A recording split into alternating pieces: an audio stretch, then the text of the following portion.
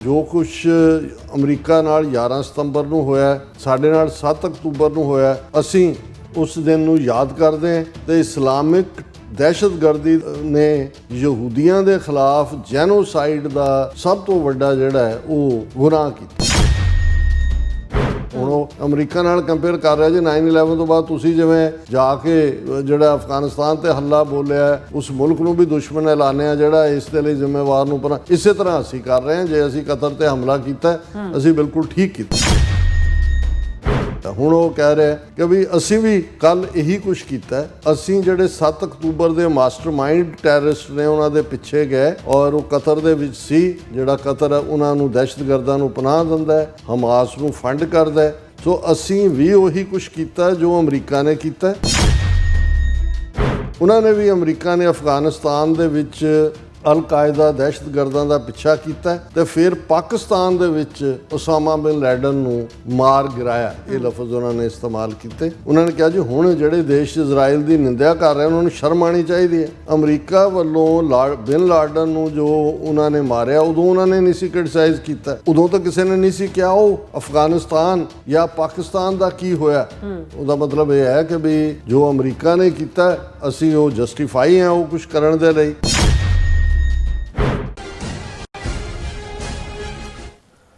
Viewers welcome back to program. So viewers ਗੱਲਬਾਤ ਕਰਨ ਜਾ ਰਹੇ ਹਾਂ ਕਿ ਇਜ਼ਰਾਈਲ ਦੇ ਪ੍ਰਾਈਮ ਮਿਨਿਸਟਰ ਨੇਤਨਯਾਹੂ ਨੇ ਦੋਹਾ ਕਤਰ ਵਿੱਚ ਕੀਤੇ ਹਮਲੇ ਦੀ ਤੁਲਨਾ 9/11 ਨਾਲ ਕੀਤੀ ਹੈ ਔਰ ਦੋਸ਼ੀਆਂ ਨੂੰ ਮਾਰਨ ਨਾਲ ਕੀਤੀ ਹੈ। ਉਸ ਬਿਆਨ ਵਿੱਚ ਬਦੋ-ਬਦੀ 2 ਵਾਰ ਪਾਕਿਸਤਾਨ ਦਾ ਨਾਮ ਹੀ ਘੜੀਸਿਆ ਗਿਆ। ਸੋ ਇਸ ਬਾਰੇ ਆਪਾਂ ਗੱਲਬਾਤ ਕਰਨ ਜਾ ਰਹੇ ਹਾਂ। ਸੋ ਅਸੀਂ ਚਾਹਾਂਗੇ ਕਿ ਤੁਸੀਂ ਇਸ ਤਰ੍ਹਾਂ ਬੜੇ ਰਹਿਣਾ, ਦੇਖਣ ਸੁਣ ਲਿਆ, ਲਿਖਣ ਲਈ ਤੁਹਾਡਾ ਸਭ ਦਾ ਬਹੁਤ-ਬਹੁਤ ਸ਼ੁਕਰੀਆ ਜੀ। ਡਾਕਟਰ ਸਾਹਿਬ ਕੀ ਕਹਿਣਾ ਚਾਹੋਗੇ? ਦੇਖੋ, ਇਸ ਵੇਲੇ ਜਦੋਂ ਅੱਜ ਅਸੀਂ 9/11 ਦੇ ਬੀਤਣ ਦੇ 24 ਸਾਲਾਂ ਦਾ ਦੁਨੀਆ ਦੇ ਵਿੱਚ ਪਿਆ ਪ੍ਰਭਾਵ ਉਸ ਦਾ ਜ਼ਿਕਰ ਕੀਤਾ, ਡਿਸਕਸ ਕੀਤਾ, ਮੇਨ ਟੌਪਿਕ ਸੀ ਸਾਡਾ। ਉੱਥੇ ਅਸੀਂ ਦੇਖ ਰਹੇ ਹਾਂ ਵੀ ਇਸ ਵੇਲੇ 2 ਵੱਡੇ ਟਰਬਲਡ ਸਪੌਟਸ ਜਿਹੜੇ ਅੱਡ-ਅੱਡ ਤਰੀਕਿਆਂ ਦੇ ਨਾਲ ਮਾਰੂ ਵੀ ਨੇ, ਜਾਨੀ ਨੁਕਸਾਨ ਵੀ ਹੋ ਰਿਹਾ ਔਰ ਫਲੈਸ਼ ਪੁਆਇੰਟਸ ਵੀ ਨੇ ਜਿਹੜੇ ਕਿ ਬਾਕੀਆਂ ਨੂੰ ਵੀ ਆਪਣੇ ਦਾਇਰਾ ਕਾਰ ਦੇ ਵਿੱਚ ਲੈ ਸਕਦੇ ਨੇ, ਬਾਕੀ ਮੁਲਕਾਂ ਨੂੰ ਵੀ। ਲਫ਼ਜ਼ ਮੈਂ ਵਰਲਡ ਵਾਰ ਤਾਂ ਨਹੀਂ ਇਸਤੇਮਾਲ ਕਰਾਂਗਾ, ਲੇਕਿਨ ਇਹ ਹੈ ਕਿ ਵੀ ਮਲਟੀਪਲ ਕੰਟਰੀਜ਼ ਜਿਹੜੀਆਂ ਨੇ ਉਸ ਦੇ ਵਿੱਚ ਫਰਦਰ ਹਿੰਸਕ ਔਰ ਲੜਾਈ ਪੜਾਈ ਦੇ ਮਾਹੌਲ ਦੇ ਵਿੱਚ ਖਿੱਚੀਆਂ ਜਾ ਸਕਦੀਆਂ। ਜ਼ਾਹਰ ਹੈ ਇੱਕ ਗਜ਼ਾ ਹੈ ਔਰ ਦੂਸਰਾ ਯੂਕਰੇਨ ਹੈ।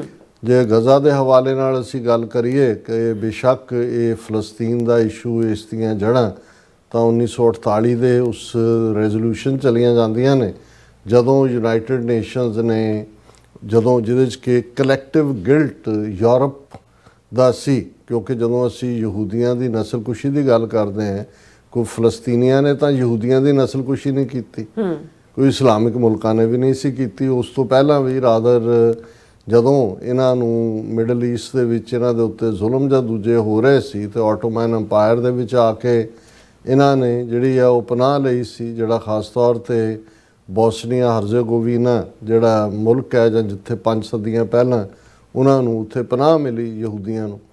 ਲੇਕਿਨ ਜਿਹੜੀ ਹਿਟਲਰ ਦੇ ਥੱਲੇ ਜਾਂ ਮੁਸੋਲਿਨੀ ਦੇ ਥੱਲੇ ਜਾਂ ਯੂਰਪ ਦੇ ਵਿੱਚ ਉਹ ਪੋਲੈਂਡ ਹੋਏ, ਯੂਕਰੇਨ ਹੋਏ, ਰਸ਼ੀਆ ਹੋਏ, ਸਰਬੀਆ ਹੋਏ, ਜਿੱਥੇ ਯਹੂਦੀਆਂ ਦੀ ਇਕੱਲੀ, ਜਰਮਨ 'ਚ ਤਾਂ ਉਸ ਲੈਵਲ 'ਤੇ ਨਹੀਂ ਕਿਲਿੰਗਸ ਹੋਈਆਂ ਜਿੰਨੀਆਂ, ਕਿਉਂਕਿ ਯੂਰਪ ਦੇ ਵਿੱਚ ਸਾਰੇ ਪਾਸੇ ਯਹੂਦੀ ਸਨ। ਔਰ ਜਿਹੜਾ ਯੂਰਪ ਦਾ ਕਲੈਕਟਿਵ ਗਿਲਟ ਸੀ ਕਿ ਜਿਹਦੇ 'ਚ ਉਹ ਖੁਦ ਜ਼ਿੰਮੇਵਾਰ ਸੀ ਇਹਨਾਂ ਦੀ ਉਸ ਨਸਲਕੁਸ਼ੀ ਲਈ ਜਾਂ 6 ਮਿਲੀਅਨ ਯਹੂਦੀਆਂ ਦਾ ਮਾਰਿਆ ਜਾਣਾ ਔਰ ਗੈਸ ਚੈਂਬਰ ਔਰ ਕੰਸਨਟ੍ਰੇਸ਼ਨ ਕੈਂਪ, ਉਹਦੀ ਸਜ਼ਾ ਜਾ ਕੇ ਉਹਨਾਂ ਨੇ ਫਲਸਤੀਨੀਆਂ ਨੂੰ ਦਿੱਤੀ। ਉਹਦੇ ਕਿਉਂਕਿ ਫਸਟ ਵਰਲਡ ਵਾਰ ਤੋਂ ਬਾਅਦ ਜਦੋਂ ਕਿ ਮਿਡਲ ਈਸਟ ਦਾ ਏਰੀਆ ਜਿਹੜਾ 750-800 ਸਾਲ ਆਟੋਮਨ ਅੰਪਾਇਰ ਦੇ ਥੱਲੇ ਸੀ, ਉਹ ਇਹਨਾਂ ਪੱਛਮੀ ਤਾਕਤਾਂ ਨੇ ਵੰਡ ਲਿਆ ਸੀ ਆਪਸ 'ਚ। ਫਲਸਤੀਨ ਦਾ ਏਰੀਆ ਬ੍ਰਿਟਿਸ਼ਰਸ ਦੇ ਕੋਲ ਸੀ, ਜਿਵੇਂ ਲਬਨਾਨ ਫਰਾਂਸ ਦੇ ਕੋਲ ਆਇਆ। ਔਰ ਇਹ ਬ੍ਰਿਟਿਸ਼ ਨੇ ਪਹਿਲਾਂ ਜਿਹੜਾ ਇੱਕ ਪਾਸੇ ਉਹਨਾਂ ਨੂੰ ਇਜਾਜ਼ਤ ਦਿੱਤੀ ਆਉਣ ਦੀ, ਫਿਰ ਉਹਨਾਂ ਦੇ ਖਿਲਾਫ ਵੀ ਲਿਆ ਕਿ ਜੀ ਨਹੀਂ ਫਲਸਤੀਨੀਆਂ ਦੀ ਆਬਾਦੀ ਘਟ ਰਹੀ ਹੈ। ਜਦੋਂ ਉਹਨਾਂ ਨੂੰ ਲੱਗਾ ਬ੍ਰਿਟਨ ਨੂੰ ਕਿ ਉਹਨਾਂ ਦੀ ਡਰਟੀ ਖੇਡ ਕਿਸੇ ਪਾਸੇ ਕਾਮਯਾਬ ਨਹੀਂ ਹੋ ਰਹੀ ਤਾਂ ਉਹਨਾਂ ਨੇ ਯੂਨਾਈਟਿਡ ਨੇਸ਼ਨ ਦੇ ਖਾਤੇ 'ਚ ਪਾ ਦਿੱਤਾ। ਉਹਨਾਂ ਨੇ ਕਿਹਾ ਜੀ ਇਹਨੂੰ ਵੰਡ ਦਿਓ।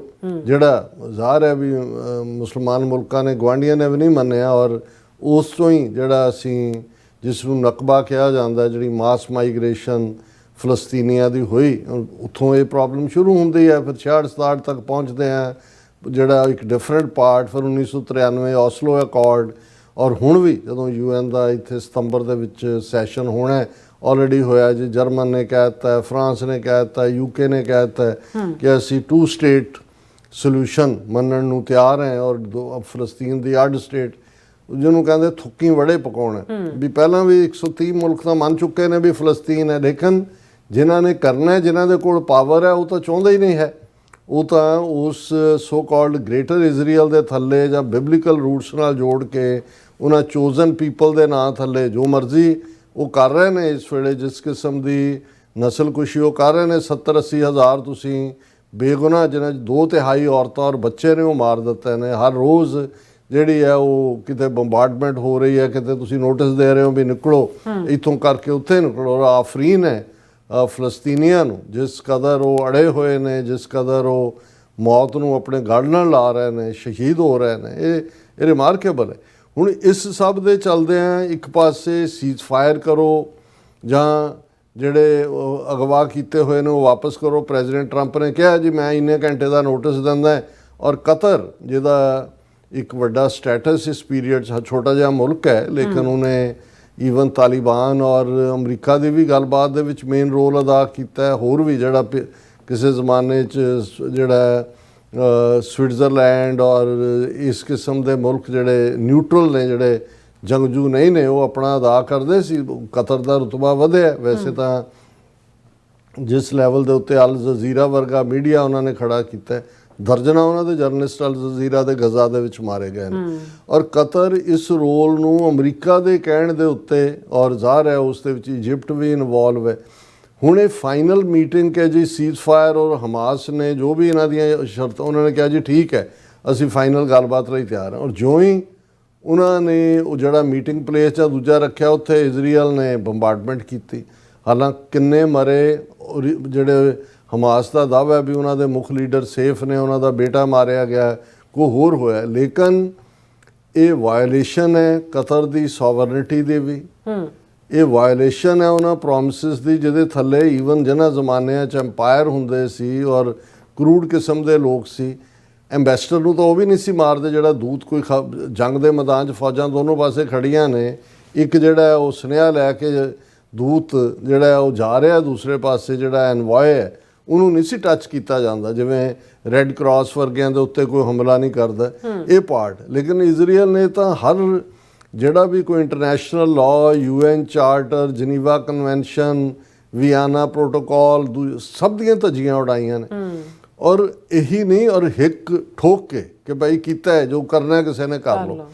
ਹੁਣ ਇਸ ਹਮਲੇ ਦਾ ਈਵਨ ਅਮਰੀਕਾ ਨੇ ਵੀ ਮਿਕਸ ਜਿਹਾ, ਅੱਧਾ ਹਨੇਰਾ ਅੱਧਾ ਚਾਨਣ ਉਸ ਕਿਸਮ ਦਾ ਰਿਐਕਸ਼ਨ ਦਿੱਤਾ, ਲੇਕਿਨ ਕੋਈ ਵੀ ਐਂਡੋਰਸ ਨਹੀਂ ਕਰ ਸਕਦਾ। ਈਵਨ ਇਹਨਾਂ ਨੇਤਨਯਾਹੂ ਦਾ ਯਾਰ ਮੋਦੀ, ਉਹਨੇ ਵੀ ਦਬੀ ਜਿਹੀ ਆਵਾਜ਼ ਕ੍ਰਿਟਿਸਿਜ਼ਮ ਹੀ ਕੀਤਾ।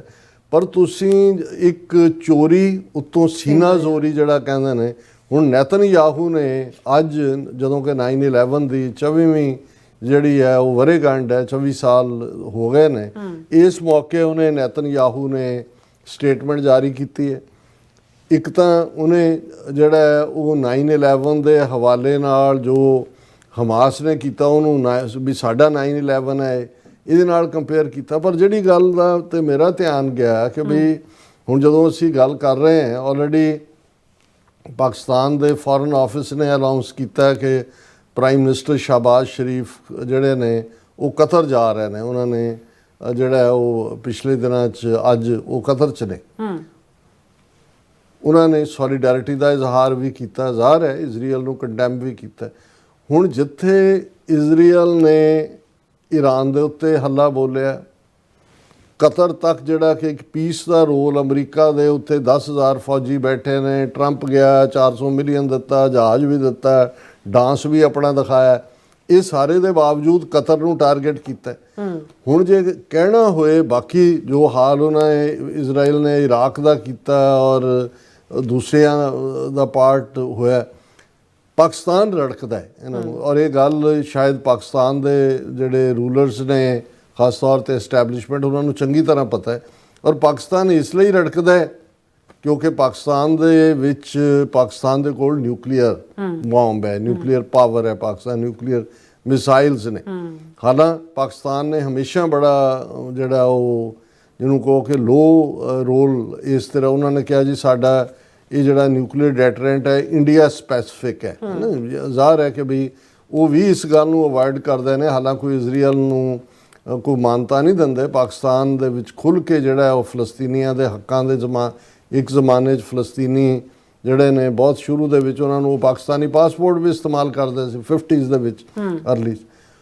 ਹੁਣ ਇਜ਼ਰਾਈਲ ਨੂੰ ਵੀ ਇਹ ਪਤਾ ਔਰ ਇਹ ਆਨੇ ਹਾਲਾਂ ਇਹਦੇ 'ਚ ਕੋਈ ਪਾਕਿਸਤਾਨ ਲੈ ਉਹਨੇ ਭਾਵੇਂ ਇੱਕ ਸਟੇਟਮੈਂਟ 'ਚ ਹੀ ਕੀਤਾ, ਪਰ ਇਸ ਸਟੇਟਮੈਂਟ 'ਚ ਜਿੱਥੇ ਉਹਨੇ ਕਤਰ ਨੂੰ ਵਾਰਨ ਕੀਤਾ ਜੀ ਅਸੀਂ ਫਿਰ ਵੀ ਅਟੈਕ ਕਰ ਸਕਦੇ ਹਾਂ, ਹਰ ਮੁਸਲਮਾਨ ਮੁਲਕ ਨੂੰ ਕੀਤਾ।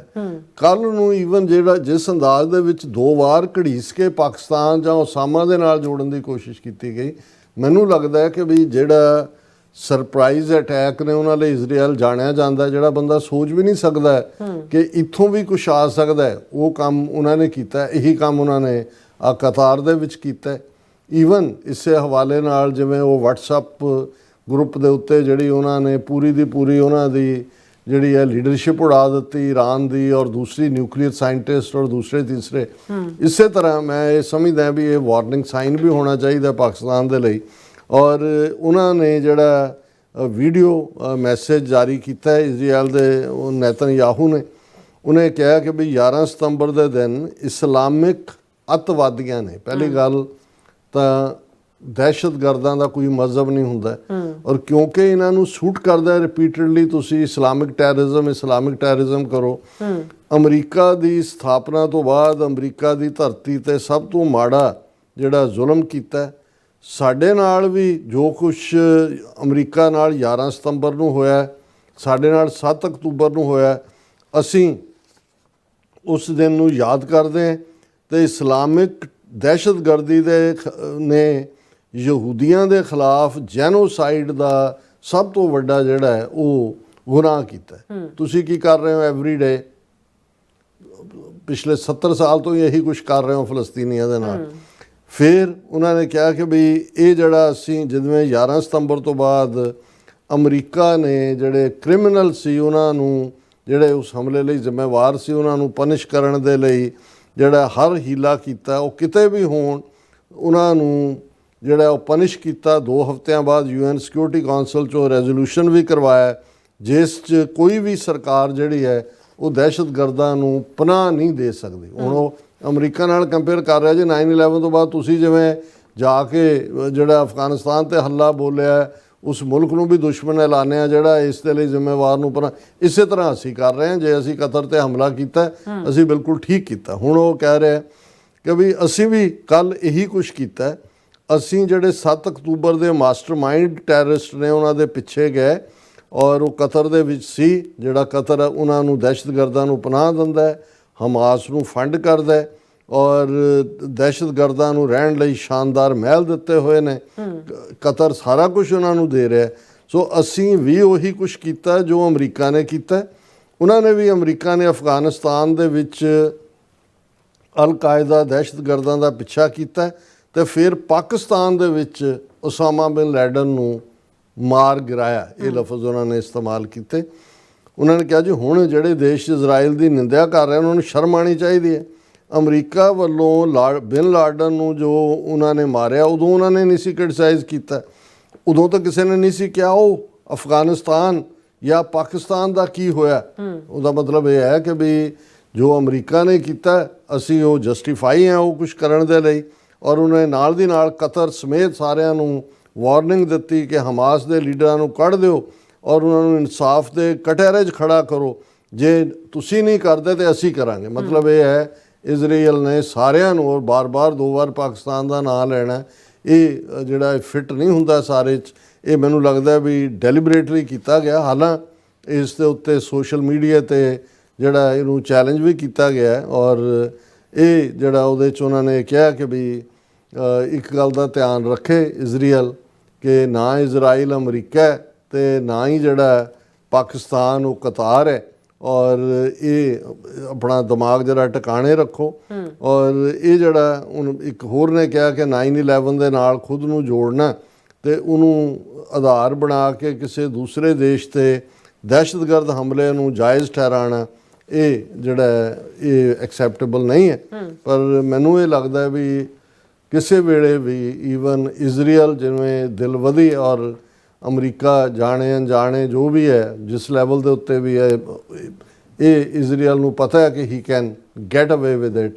ਸੋ ਪਾਕਿਸਤਾਨ ਨੂੰ ਖਬਰਦਾਰ ਹੋਣ ਦੀ ਲੋੜ ਹੈ। ਬਿਲਕੁਲ ਡਾਕਟਰ ਸਾਹਿਬ, ਤੁਹਾਡਾ ਬਹੁਤ ਬਹੁਤ ਸ਼ੁਕਰੀਆ। ਸੋ ਲੈਣ ਬ੍ਰੇਕ ਵਿਊਅਰਸ, ਤੁਸੀਂ ਕਿਤੇ ਨਹੀਂ ਜਾਣਾ, ਮਿਲਦੇ ਹਾਂ ਆਫਟਰ ਦਿਸ ਸ਼ਾਰਟ ਬ੍ਰੇਕ।